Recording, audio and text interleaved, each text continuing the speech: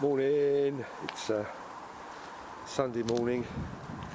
Actually the sun comes out now and again, it's still got some warmth in it, which is quite surprising. But what I'm going to do today, I'm just going to go for a little run. It's very windy today, and I've never been out on a really windy day, so we'll see how it goes. And then I'm going to do a little walk round, which quite a few people have asked me to do that have been interested in knowing the ins and outs of it. So when I come back, I'll do a little walk round with it.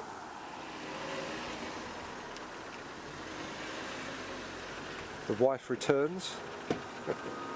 Morning, wife. What's tea towel for? That's so it doesn't scratch the window screen. Okay, for the sake of this walk round, I've taken off the chain panels and the hood. Easily taken off. Start with the body. We have two headlamps, and we have the wheel covers. Some are made in carbon and some are cloth, like this one, and they just fix on little brackets. You pull them off, they're like a little stick, and they come off like that. I don't know if you can see that. And then they go back under there, no problem. This has the large brakes, and you can just see under there, there's the suspension. On the side I've got extra mounts to put lights on, and I've changed the mirrors over to the cups. On the back end I've got a cat's eye that I put on myself, and we've got the two daylight running lights, which I always have on during the day. Also the little spotlight above, that's the brake light, and also you can run that as a daylight, or you can have it as a fog light as well, but the brake light always comes on whichever light mode you've got it in.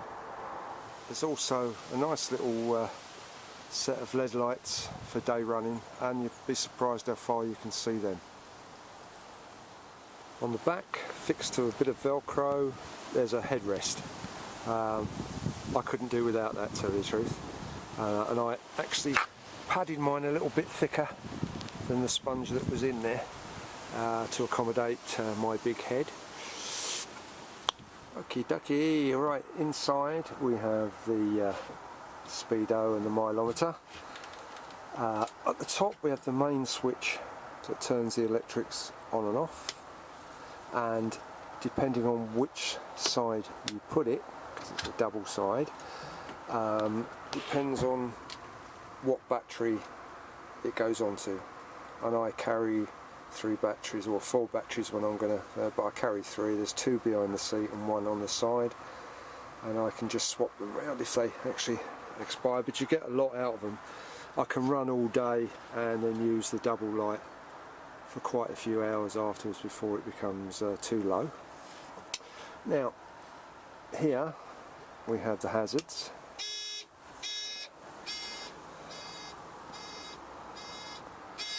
This turns all 4 lights on, and of course you've got the buzzer. Okay. Now on the side you have the 2 headlight controls, independent, and then underneath you have that's the sort of fog light, and that one there turns on the little interior lights, which you've got on both sides, which are very handy when you've got the lid on, actually, during the day or night. And you can also move these around, they're on Velcro, so that's very handy, that, at night. And then turning that off, underneath you've got another one there which turns on, and I don't know whether you can see it in there. You've got the USB ports, there's 2 of them there, 2 USB ports. Oh, I've got my finger on it, I don't know if you can see that in the dark, but there are 2 USB ports in there. Turn that off. Right, okay, they're tucked in under there. Again, I don't know whether you can see it in this light. Let's see where the end is the adjustment for dipping the headlights. and you can, it's on a wire and goes to the front headlights again. It's a bit dark down there, I think, but that dips and brings up the headlights. Again, that's quite handy. Controls on the tiller. On this side you have the indicators. Again, there's a little LED light and the buzzer goes, again handy at night. Nice little switch, you can just get your fingers on. There's the horn, really nice horn, and then you have the front derailleur and the back derailleur, and this all tucks up. That's actually, sorry, that has also the brake and the handbrake. As you can see, there's a little thing pops out. Now this all hides up under here on a bit of Velcro, which is again extremely handy. And then underneath that we have a bell, which actually is quite handy. It's less aggressive than the horn. And I'll just put the brake back on again. So what you do is you put the brake on and then push it across and let it go, and then that's the handbrake, then holds it all nice and tight. So hiding in the back there we have 3 batteries. One hangs off of the body hanger there, and then I've got 2 behind the headrest, one on top of each other, and then the wires for the T-connectors are just under here, and they plug into the batteries, and then the top one, or the bottom one, I can't remember now, is the spare one I carry. And this is what the battery looks like. It has a little rubber strap that you can strap it onto anything with, and as you can see, the T connectors, they actually convert them at Sinners, because on them you get the 2 just the little plugs that one's got a top on it. They convert this one to a T plug. I've got these 2 off at Sinners, they're quite handy. On this side, one of the covers is different to the others, you may spot. These were the original ones with reflective spots on them. My fault, I didn't connect it properly when it was, newish, and I didn't, I wasn't fully in line with it, and it blew off in the wind, never to be seen again. Never mind. It's these spots here, they're nice and reflective. They really do show up at night. And you've got another row at the bottom, and I put these 2 little flashes on there. Another little thing I did is I cut out some more Velcro to make it longer. So when the hood goes on, I've got more of a gap, and I can sort of adjust the gap as I want by pulling it further back on the Velcro. That was the original piece of Velcro, but I can go right back with it and adjust the gap as I want it during the day or hot day to bring some more air in. Another thing I am invested in, and really you can't do without them, is these elbow rests, arm rests.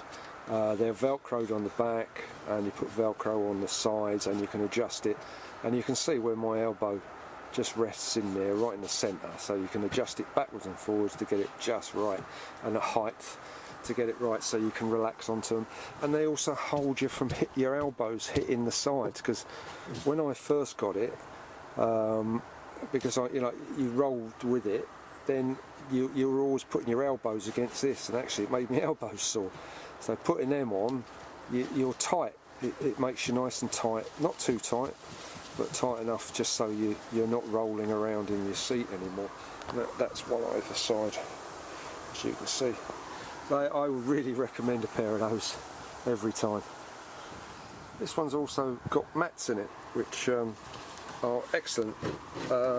They help damp the noise down, but they also stop things rolling about in the bottom or bouncing about.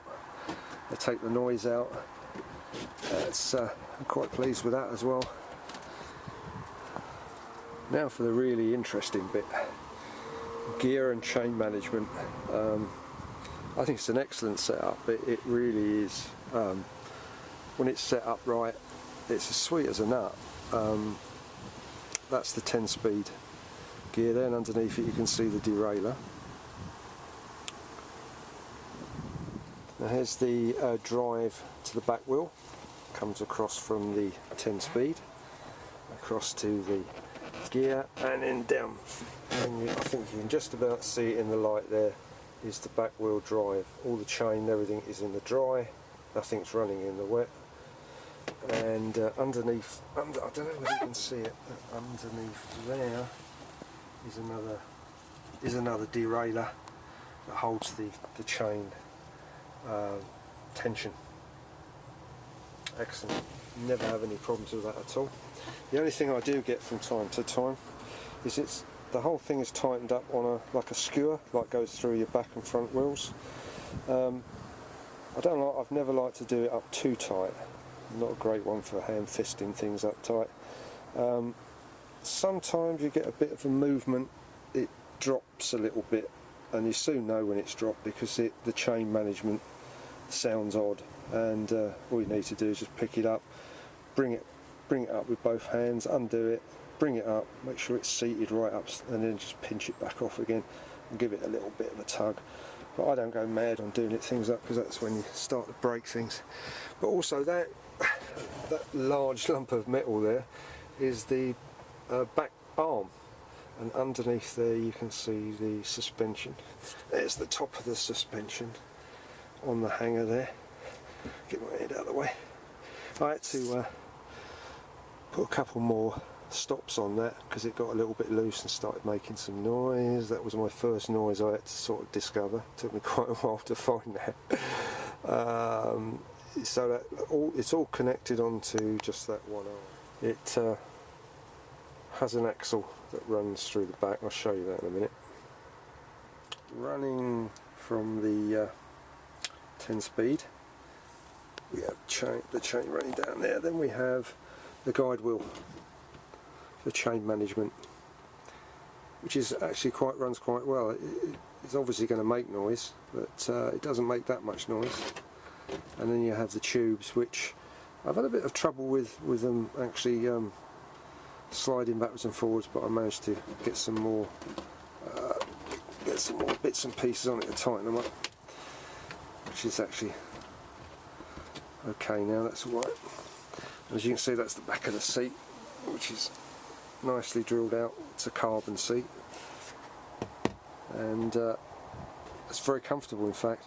But what I've done also is, where I've had to adjust the seat, I've actually put some little rubber pieces on here to support the seat, because it's not quite. I put another piece on there to go with that piece, because the adjustment brought the seat away from the actual frame, which you need to support. You need to support the seat, I think, but it's not self-supporting. So I think you'd fracture it if you didn't have some sort of support built in. So I just made sure that the seat rested on the rubbers. Not hard, but it's just enough there to support it and give it a little bit of spring when I hit bumps and things like that. And it keeps it all nice and tight, and that goes over like that, and it just forces over the back. Right. Now the seat itself, I again built it up with some rubber. I put layers and layers and layers on it in the small of my back. It keeps me in the seat, and it actually makes it more comfortable as well, because I've got a weird back, let's say that. So that's a good ½ an inch built into my back. So the small of my back goes into this like hump. You just rub it over the seat like that, and that's perfect for me. That took me a while to sort of work out, building it up bit by bit until it was really comfortable. But actually, by the way, you have to get into this model by standing on the seat. You can't. You can swing it in, but it's easier to stand on the seat. It's another good reason to put rubber underneath the seat, so you're not bending the seat when you get into it. It's all supported down the back of the frame on the rubber, so there's no movement there. I also put a couple of rubber strips on the crossbar here, because I noticed it was damaging it, so I just change them from time to time because they get a bit scuffed. but that saves damaging the actual material as you get in and out, because the cleats seem to hit it sometimes. Okay, the seat can be adjusted just at the front there. There's 4 bolts. I wouldn't recommend that you adjust it too much, really. It doesn't like to be adjusted too much. There's adjustment there, but there's also adjustment on the side of the seats. You can bring it up. There's 3 nuts on this side, so you can bring it up and down, and by that front one you can bring it back and forwards.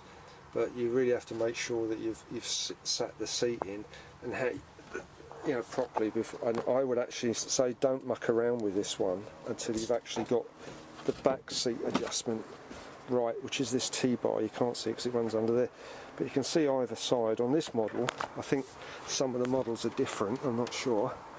Like I say, I haven't seen many models. You can see there's all the adjustment holes down the side when I'm running my finger, and that bolt there, and there's a bolt down the bottom there, holds it all together, and this actually comes up and down. So I wouldn't adjust that front piece until I've actually got that in a position. You have to be careful when you're adjusting it as well because of this lip. I actually got a file out and filed more of a ridge, because the original ridge was far too forward for me. So I got a file out and made the ridge a little bit deeper. So all you've got to do is peel this protective layer off and then file it off with a nice rough file, smooth it off with a bit of emery paper. It just brings it up away from your shoulders, and then I put another little piece of rubber just under there, so if I do go under a massive bump it doesn't whack into my... It takes this shock out of hitting my shoulders. But yeah, that again, when you're untightening this and tightening it up, don't go mad, because it's only a light piece of bracket, and it will tend to sort of squash in if you over tighten it. Never over tighten anything really, you know what I mean? You just pinch it up and it usually keeps itself in place. You don't have to hammer things so tightly so you can't get them off again when you want to. So getting back to inside, that's the bottom of the tiller. You see the tiller goes up there and it hides up underneath there on a bit of Velcro, which is nice for getting in and out. Now down the bottom here there's a little nut, I think you can see it there, that goes through the bottom. Well, that little nut there, you can take the play, there's still a little bit in there at the moment, I don't know if you can see that, that's play in the bottom there, and I just pinch it and you just undo that, just undo it, and then hold the back one with your finger. It needs the tiny little bit, and it just takes that play out of it. Again, it's, you don't need to screw it right up again. It takes it out quite easy if you just pinch it, and I think you're always going to get a little play in there. It's the nature of the beast, but it just takes that little play out there when you're in the wind. It doesn't take you away and you're governing it all the time. I don't know if you can see up there. There's the derailleur for the tension and chain management. I don't know if I can wave my fingers and I can see you there. Oh, I've lost it. But, then you've got the tubes. You might be able to see it a bit better if I do that. And right up the front there you can see the triple on the frame, and again at the side there you can see the adjustment for the up and down lights, and over there is the USB port. Underneath here is the cover that fits over the rain cover. It just fits nicely underneath there. Fits on the rim of the join of the body to the top to the bottom, and that pulls up and pulls up over your head, so you can keep yourself nice and dry. And it really does, it really works well. You're absolutely pissing down with rain and you just get wet face, especially even with the hood on. It's better. You just get a spray into your face, which is quite refreshing really. The gear changes are really nice. These are really nice handles on here, and they run down and go into the back of the tube underneath there, and then come out. They go into the tube there and then come out of the bottom and then go either side to where you want to go, where they need to go, which is not a problem at all. The electrics also, you can probably see that, go into a little rubber spot there and runs down the tube to where it needs to go. The wiring's all nice and neat. It's all runs quite up underneath the body there, which is quite nice. And of course you've got the foot holes there to do your Flintstone bit when you want to go backwards, which I don't like doing. It's a bit embarrassing, isn't it, really, you know. 2 little feet down the bottom going like, looks like a duck. You can also see right down the bottom there the 2 slots for the headlights. Well, it always looks like some sort of stranded whale on its side. It's quite spectacular. Right, okay. You can see the 2 holes there, guiding it backwards. And these are all the rubber strips I put on to protect the bottom, and they really do. I'm not joking. I don't know if you can see that. There's quite a few scuffs on them. Well, I've hit little bits and pieces, but they really have done their job, and I would recommend them, really.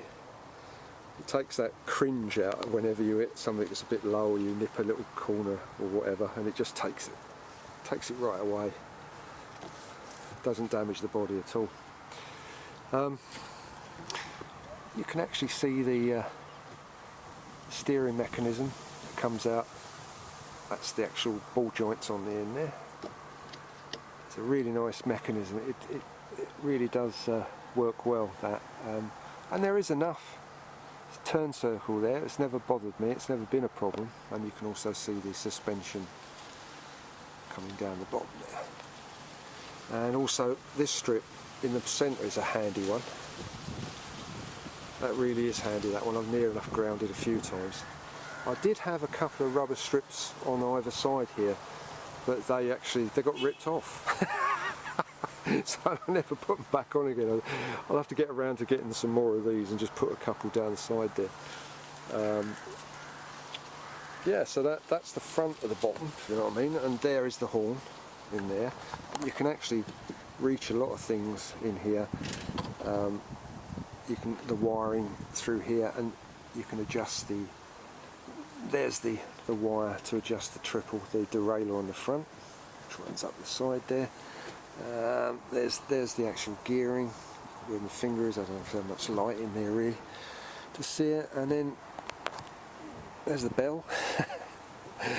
And then you have the derailleur here. Again, I don't know whether you can see how bright the light is in there. There's the derailleur that takes the slack out of the chain. That's quite important, that. But there's the 4 nuts as well. I got my finger on that you adjust the leg tension, or leg adjustment, I should say. Just unnip those and then nip them back again. Take it back.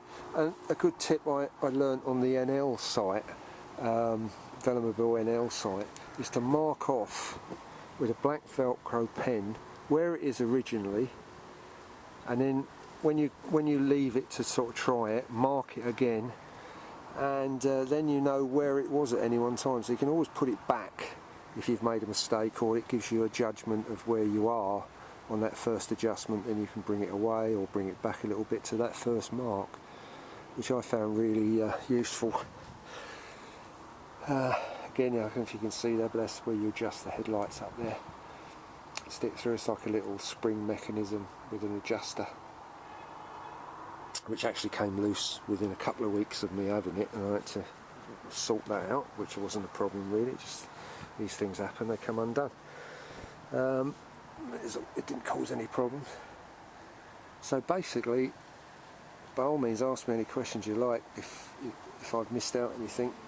They've also got very short cranks on here, which you really do need, because I'm just checking the bearings and the pedals. Actually, I haven't checked them for a while. You do need these short cranks. It really does save your knees. I wish I'd have had them on the tandem actually. When I first had the tandem, it would have made a lot of difference. I still could put them on, I suppose. Might get around to it. Okay, that's the back wheel. There's not really a lot to be seen. You don't have to take the back wheel out to change a puncher, because it's all on one side it's all hidden actually, it's all nice and dry. The only place you can see really is up this slot here where the actual chain is. As you can see, it's all in the dry. There's a wall either side of it, the same as there's a complete wall up this side. There's no entrance into the bike other than that little T slot there, and you could actually put a cover over that if you wanted to completely make it completely water dry. Well, I haven't gone that mad, but again, it's got a cloth cover, and you can actually, like I say, take the tyre off and change a tube or whatever with the wheel. Just have to lean it over. There's a couple of body screws there for them to hold the frame tight, and yeah, no, I've had no problems with this at all. And there's also a towing bracket there, which I took the actual bracket piece off, and that is really handy for locking it to lampposts. To actually change the back wheel, to do a puncture while you're out and about. I've never had one in the back yet, touch wood. I've had one in the front, but I always carry, I don't even see it in here. It's at the back, right at the back. There's a sheet of bubble wrap that the bike came in. Really, it fits nicely right up the back there, out of the way. And I lay it on the floor like I've done with this this old eiderdown. And then you can lay it on your side to fix the puncture, because you don't want to scratch the side of it, do you?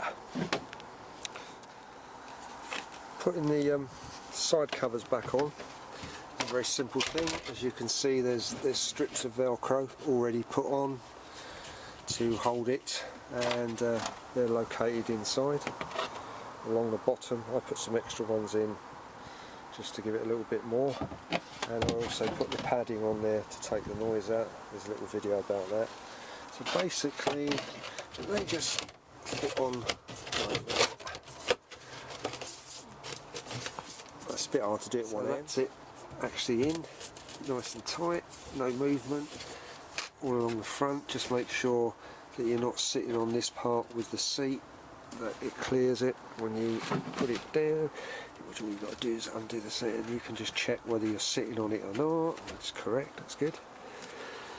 So basically that's that one. You can rearrange the mat to go under the front properly without fouling anything up, which is good. So that one should be, that's good. So that's the cover for the 10-speed. This is the side cover for the rear drive. Again, I've put rubber on it to keep the noise down, which works very well. And again, the Velcro on there, and it fits onto the Velcro which runs inside and on the back of the mudguard that's internal. So that's the cover back on this side, nice and tight, nice and snug, no movement, goes right up to the back. Bit of a squeeze in the back there, but it goes in nice and tight and snug. Same with this side, that's nice and tight, there's no movement. And then you drop the seat down, and that's nice and snug. And just arrange the mats again so they don't slip under. They don't fail the chain at all, it's quite good. So basically that's it, and as far as I can show you, chain management I found, you know, as from new, it's really nice and tight and everything, and new tight, and as she's started to run in and wearing, little things have started to happen, which is normal. Bedding in, I've tightened up a lot of the I tightened up all the nuts that secure the actual bike frame into the body. There's quite a few little nuts that hold it in the front and back, and I just give them a little bit of a tweak. Again, don't do them up too tight. Oh, I've got a visitor there. I think there's a wasp in there. It's good.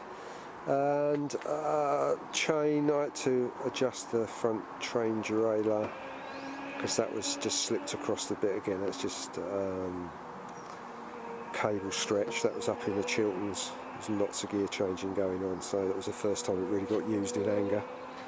And then obviously I had to change the front cable because it frayed up by the knot, which is one of those things. I always carry a spare cable. That's about it really. I've, you know, like I say, every now and again I have to adjust the 10-speed Mac just to sort of bring it back. I think it comes down a little bit. That could have been because I hadn't tightened it up enough, but again, I don't like to over tighten things. And basically I think that's it. I don't think there's anything I can actually bore you with. But no, I'm really pleased with it, I must admit. The quality of it is superb. I've been around every inch of it because that's the way I am. Anal retentive. And honestly, there's no bodged bits, there's no bits you know, that have gone slightly wrong, so I've just sort of corrected it. It's perfect. I can't fault it. I really can't fault it. There's nothing on there that doesn't work or doesn't do what it's supposed to do. It's very simple. It's a very simple design, but it works. It's not uncomplicated. There's no complication to it at all. Today was quite interesting because it was the first day I'd been out in a really heavy wind, and yeah, it got me rocking and rolling a few times, but because I'm so used to it now, I could sort of, I knew it wasn't going to go a long way, if you know what I mean. I was within 6 inches movement, and when I got a gust, I think in the beginning when it was new, I'd have been crapping myself. Which I was when it was new. Oh God, did it take me the time to relax or what? But no, it's yeah, it's everything well, it's everything I was going to say, everything I thought it was going to be, but I didn't know anything about it. I'd never sat in one before I bought one.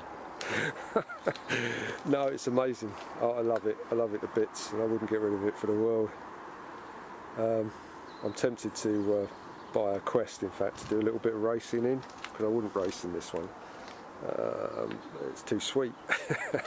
Don't want to damage it. So I was thinking about getting a second-hand Quest and try my hand at a little bit of racing, which could be fun.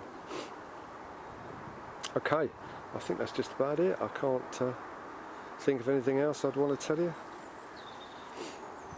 Well, that's it.